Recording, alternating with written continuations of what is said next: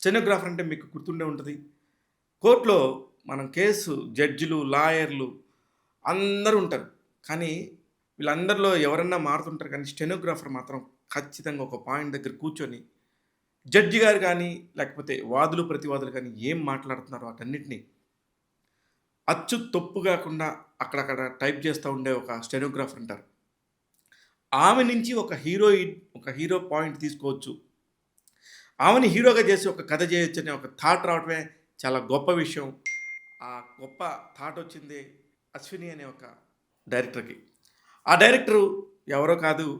ఆ డైరెక్టర్ చాలా పెద్ద డైరెక్టర్. ఎందుకు పెద్ద డైరెక్టర్ అంటున్నానంటే, భారతదేశం గర్వించదగ్గ ఒక సినిమా ఏదన్నా ఉంది భారతీయ చరిత్రలో అంటే, అంత పెద్ద మనీని బిల్డ్ చేసి, అంత పెద్ద కథని తీసుకున్న సినిమా 'దంగల్'. ఆ సినిమా దర్శకుడే నితీష్ తివారీ. నితీష్ తివారీ గారి వైఫే ఇప్పుడు నేను చెప్తున్న అశ్విని అయ్యర్ తివారీ. ఈమె గతంలో 2016 నుంచి కూడా సినిమాలు చేస్తుంది. ఇప్పుడు 'సిస్టమ్' అనే ఒక కథతోని ప్రేక్షకుల ముందుకొచ్చింది.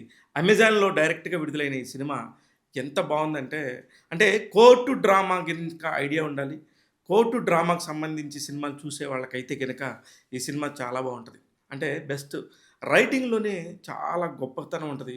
ముఖ్యంగా 'సోనాక్షి సిన్హా' యాక్టింగ్ గాని, 'జ్యోతిక' గారు ఎవరైతే స్టెనోగ్రాఫర్‌గా చేశారో, ఎవరైతే హీరో అని చెప్తున్నానో ఈ కథకి ఆమె 'జ్యోతిక' గారు, సూర్య గారి వైఫు. ఇలా ముగ్గురు మధ్యలో నుంచి ఒక విలన్ ఉండాలి.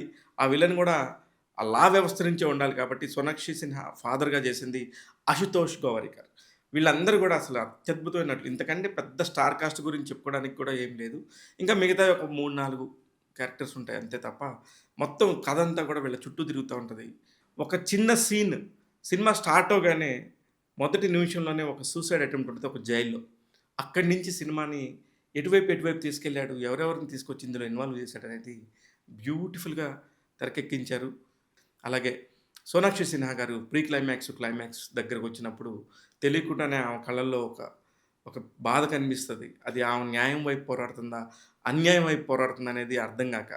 కానీ కొన్ని చోట్ల అన్యాయం వైపు తీసుకోవటమే న్యాయం చేసినట్టు అనేది ఈ ఫైనల్ కథకి, సిస్టానికి సంబంధించిన ఒక ఎండ్ పాయింట్. రైటింగ్‌లో చాలా క్రిస్ప్ ఉండి చాలా బ్యూటిఫుల్‌గా ఉంటేనే ఇలాంటి మంచి కథలొస్తాయి.